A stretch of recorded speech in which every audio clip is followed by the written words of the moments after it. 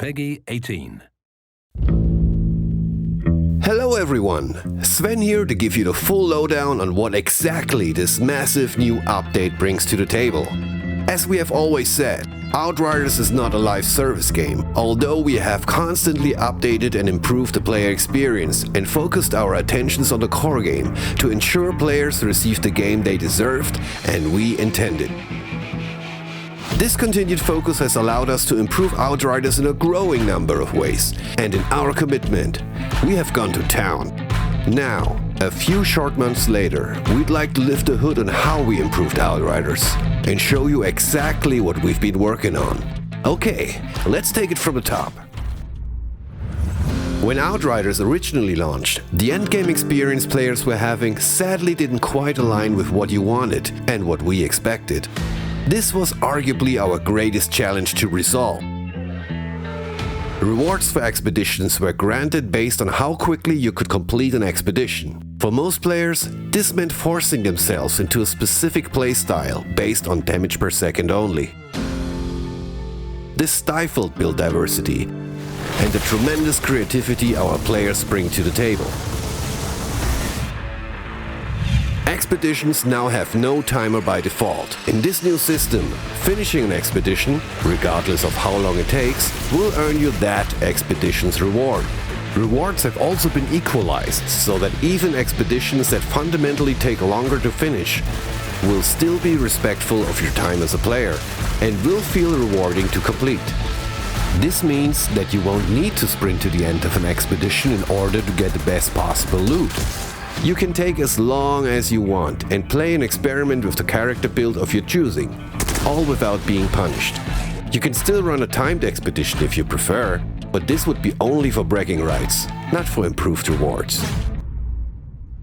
At launch, grinding for legendary gear wasn't fun and didn't feel rewarding enough, even when playing on the highest difficulty levels. It was also very hard to find specific items due to the random nature of the system. Since then, we've implemented a 100% increase to all legendary drop rates, globally. We also developed an anti-duplication system, which reduces the likelihood of players getting items they already own. Furthermore, another change made to expeditions that will benefit legendary loot hunters is the final mission. The Eye of the Storm will now grant you a pick-and-choose legendary item reward upon completion. You'll be able to choose one of 3 gear pieces, with your options being randomly pulled directly from the full loot pool. Finally, we've also made Tiago more useful. Tiago's shop now offers options for a mystery legendary purchase, and you can spend drop pod resources to re-roll this elite offer. Getting all the legendary gear in the game is all well and good, but what if you want to look a certain way, but your build relies on mods or a set bonus that is only available on a certain piece of gear? It's one of the most requested features from you so far. We've added transmogrification, which will let you change the visual aspect of an item to that of another item of the same type. For weapons, it also includes all sounds. Pretty cool, huh? Transmogging is entirely free. No convoluted systems, microtransactions or in-game resources required, and there's no limit to how often an item can be transmogrified. As soon as you've acquired an item, you will also acquire its transmog design. Your transmog library spans across your entire account, meaning it collects designs from all your characters in your roster into one pool. Let's check out a few examples. Say you really love the look of your Devastator legendary gear set, but you just wished your badass Trickster could wear it, while maintaining your perfect Trickster build. With just a few clicks in a visual customizer, your wish can now become a reality. After changing the look from the Trespasser set to the Martial set, your Trickster build with all its abilities is still the same, but now you're sporting a mean Devastator look. Anomaly Effigy is an effing awesome shotgun. But sometimes it's one of those days where you just don't feel like carrying around a bulky animal skull, feather, thing. Instead, you prefer your gun to look like one of the newly introduced weapons from the New Horizon update.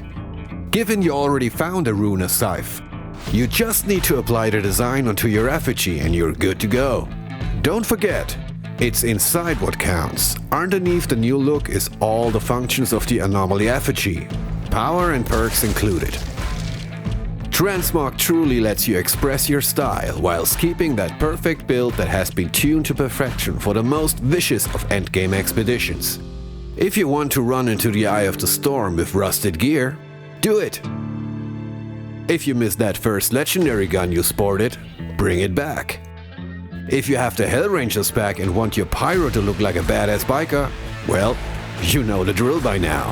Head to the Visual Customizer and raise some hell. We also don't want you to lose track of what items you already transmogged in your inventory. That's why customized gear will be marked by this new symbol. Another important note, you do not have to dismantle any gear to acquire the design for it. As soon as it pops up in your inventory, it'll be part of your transmog collection. Can you fill and complete your transmog library? To get you started, and in celebration of the New Horizon update release, we have another little cool something for you. Everyone logging on this week, and that means new and existing players, will receive a unique legendary armor piece. Awesome changes, but feel like you've already completed everything there is to do in Outriders? Ah, a new expedition would be nice, you say. We hear you. How about 4? And how about for free? We added 4 brand new and massive expeditions, taking you to previously unexplored areas of Enoch, each featuring an exciting mini-story, connecting you with characters and events experienced in the main campaign.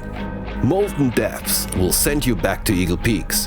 When a drop pod signal activated, Dunham investigated and found a hidden power station. In order to take it back online, she wants you to clear out the station from any unwanted tenants, no matter the size, shape and form. The City of Nomads will confront you with a character who is haunted by the sins of his past. Very aware of his dark history, you decide to help him in protecting the old Pax village Uketu-Atara. In the Marshals Complex, Corrigan, the great Grand Marshal himself, asks you to reclaim a facility near Deadrock Pass, taken by insurgents. It won't take you long to discover that this facility is anything but just another insurgent camp. Last but not least, the Wellspring. Tiago told you about a Pax legend of a sacred place called Atuma Itaru, where pilgrims would take long travels to sacrifice their treasures into deep wells. You and your team are in search of those forgotten riches, if it wasn't for this tremendous storm that seems to get stronger and stronger. Even new expedition players will already have access to the first of the 4 fresh expeditions, with the others unlocking at challenge tier 4, 8 and 12. And without a timer requirement to get the gear, feel free to take your time and explore. That's something you should definitely keep in mind when visiting these 4 new locations, cause they're a bit different and special in many ways. But wait, there's more. Here's a very fast recap of the many changes Outriders has undergone since launch, and that you can look forward to when returning to Enoch as part of the New Horizon update. Yeah, I know, you just love to hum along to the tune of the opening video, but we reckon you've probably seen the intro one too many times now. Check it out.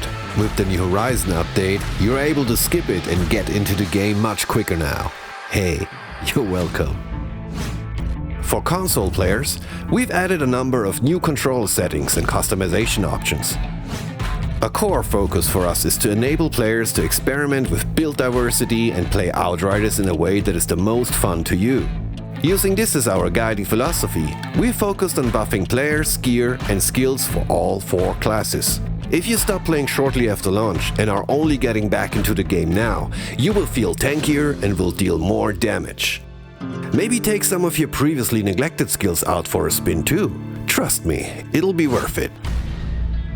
Here's how we improve the multiplayer experience. We now have fully functioning crossplay across all platforms, including Stadia. Matchmaking rules have been improved to enable players to find better connections that have less lag, rubber banding, or disconnections. We also implemented a matchmaking rule to check for AFK players, to help you find active partners and get into the game quicker. A kick protection from Expeditions has been implemented. You can no longer be booted from a session before claiming your Expedition reward. And I mean, what kind of jerk would do something like that anyway? We also greatly reduced multiplayer crashes and disconnection issues, leading to an overall much more stable experience. Whew. And I think that's actually about it for now. If you're after more detail, be sure to drop by the Outriders social channels over the next couple days, where we will be deep diving on the finer points of all these great changes. We hope you are as excited as we are for the New Horizon update, and we can't wait to share more about the exciting future ahead. Thank you again for your relentless support, and please stay healthy out there.